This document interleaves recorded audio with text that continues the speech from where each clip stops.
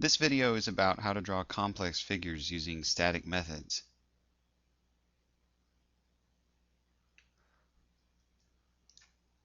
Let's imagine that we've been given the task of writing a program that produces the output shown on the screen here. The output represents four text figures produced using simple println statements.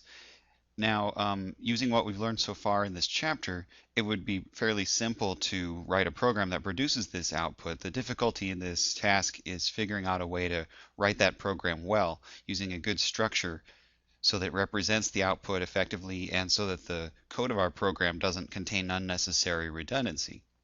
So the way that we could get started on this program would be we could write it in several phases. The first phase could be that we would just write an unstructured program that would simply print each line of the output that we're trying to produce.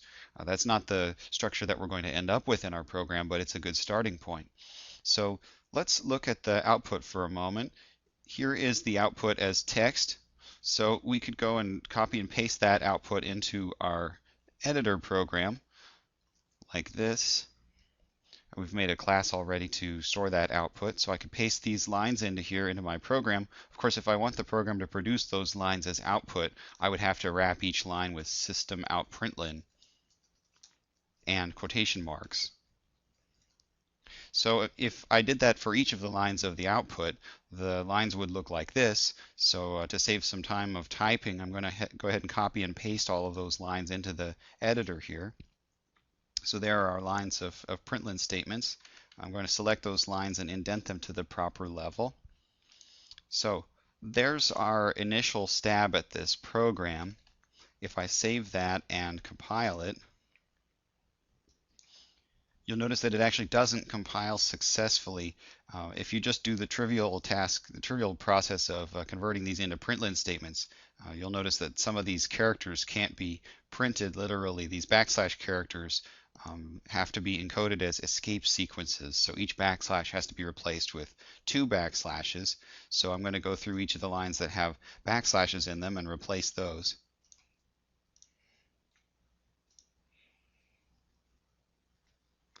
And then once that's done, the program should probably compile. So let's save that again and compile it again.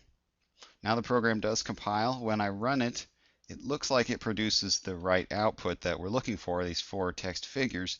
There's actually a subtle problem with the output if you're looking carefully. If you look at the output that we were supposed to produce, it was supposed to have blank lines between these different sections of the output. And actually our program does not have those blank lines.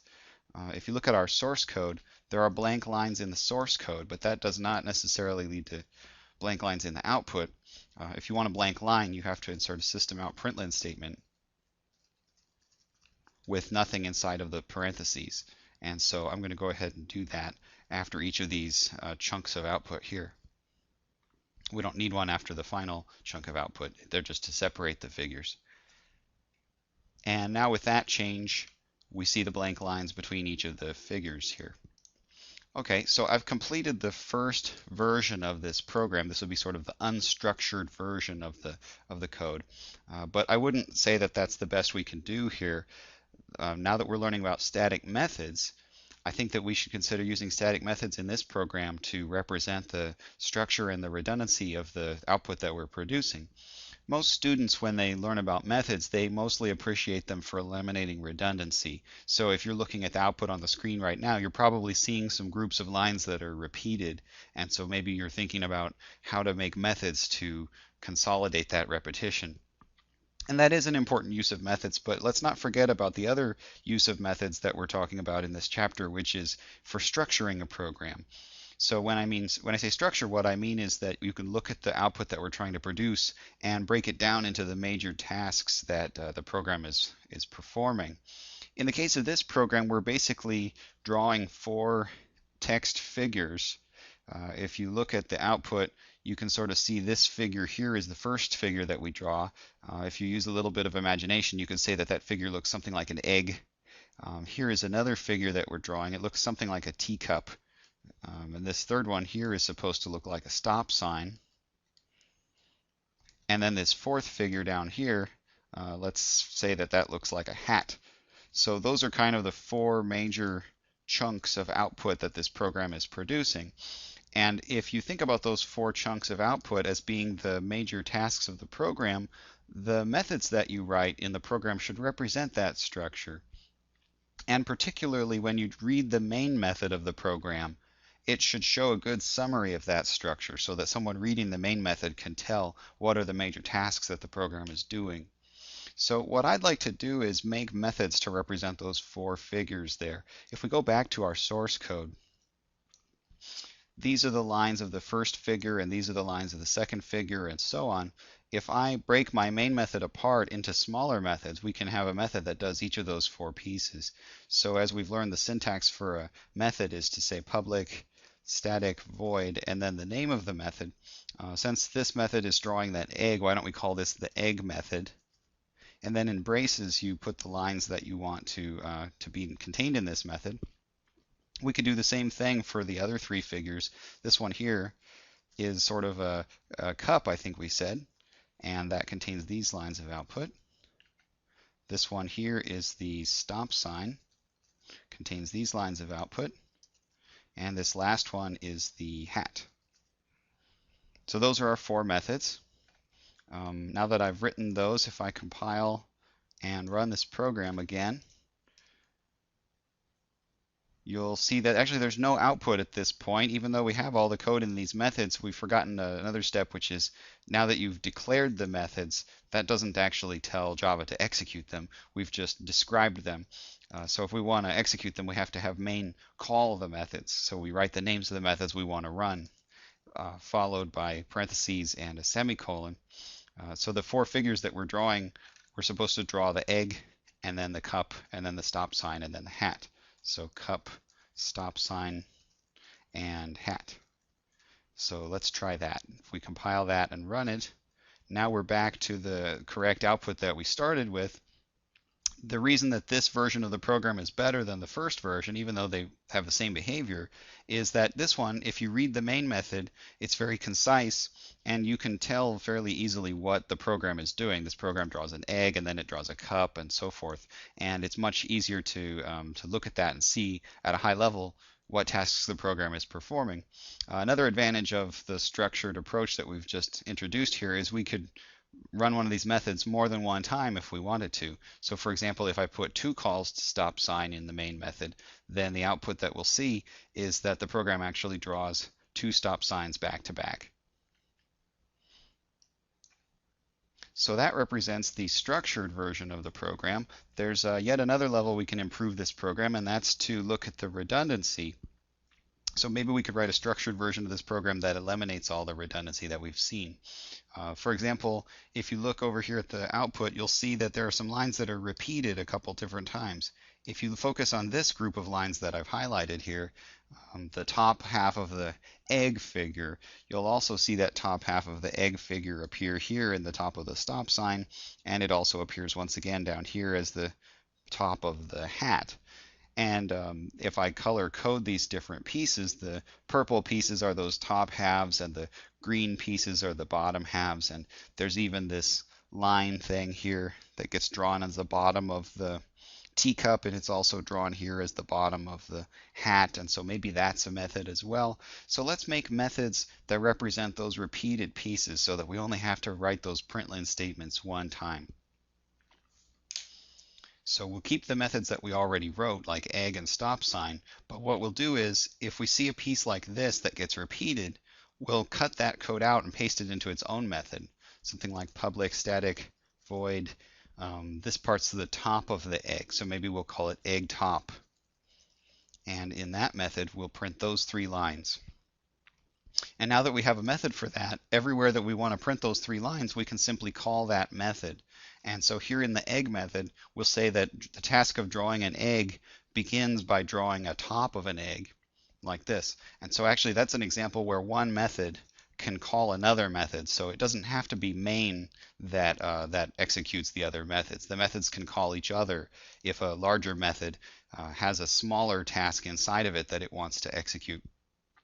So now we have the egg method calling egg top, and now everywhere else that we print these same lines we should replace with a call to the egg top method. So down here Let's look for other occurrences. Here the stop sign has what looks like an egg top, and so if I write egg top there, that will replace those lines. And the hat here, if I write egg top, that will replace those lines as well.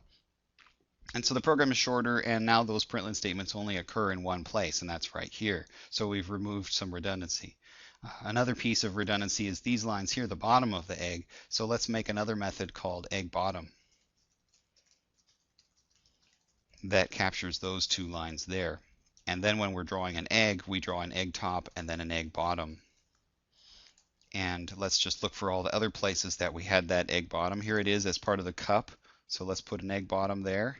The stop sign ends with an egg bottom. I think that's it.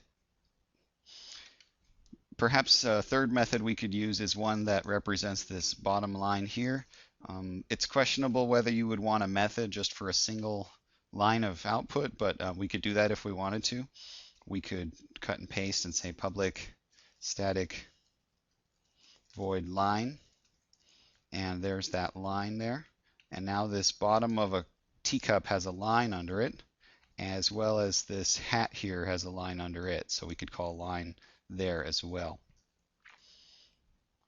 So this is the third version of the program that eliminates all the redundancy. You'll notice that if you look through the program, you'll never see the same println statement more than once in the code, and that's really important, so there's no redundancy anywhere. Some students notice that there are these blank println statements in a couple of places, like there in the egg method, and then there's another one in the cup, another one in the stop sign. And so some students want to make a method for the blank println, but really that's not very useful because the call to that method will take up just as much of your program as the blank println itself. And so it's not very good to make a method just for a blank line like that. Usually you want multiple statements or a more complicated statement to be inside of your method.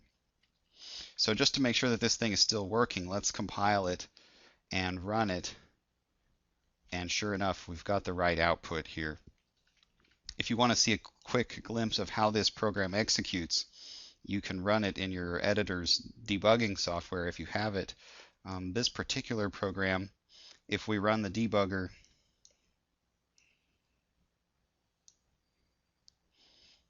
we'll tell the program to pause at the start of the main method here.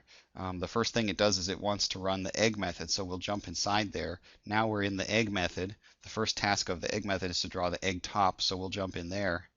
Now we're in the egg top method, so we'll execute each of the println statements of the egg top here. Now we're done, so we should go back to egg where we came from.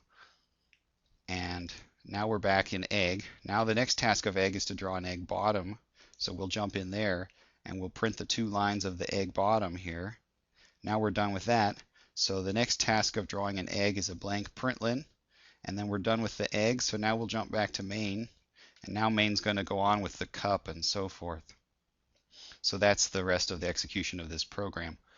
Well, anyway, we're essentially done with this program, except that perhaps we should write a comment heading at the top that describes the behavior of the program. Maybe something like this program draws several text figures. It uses static methods to capture structure and eliminate redundancy.